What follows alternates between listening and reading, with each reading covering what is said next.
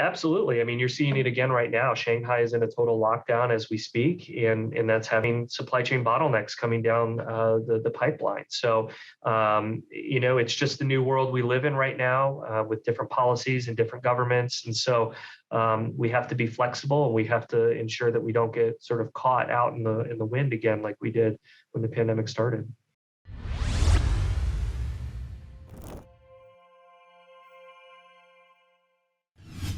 Absolutely. Well, Chad, in closing, any last thoughts for our audience? Any special words of wisdom around infection prevention? Yeah, I think the one thing I will say is I've learned a lot over this pandemic. Probably two things that I think are really important for these IPs out there to hear. Number one, take care of yourself. I think during this pandemic, healthcare staff in general really have been leaned on a lot. And so, we can't be effective at our jobs if we're not taking care of ourselves and our families. I think that's very important. That self-care, right? Put the mask on yourself before you help your fellow passenger. And then second, borrowing from my accreditation standpoint, if you're not involved with your accreditation program as infection preventionists, you should be.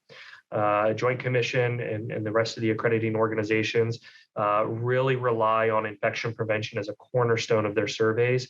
And so by marrying up the accreditation and infection prevention departments, or at least the staff, you're going to save yourself a lot of trouble and a lot of heartache after Joint Commission if you get it in place before they show up. So.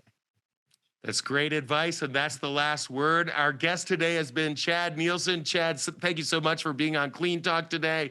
Be sure to join us next week at 3 p.m. Eastern Time on Wednesday for another episode of Clean Talk, or go to cleantalk.tv and register and catch up on our episodes.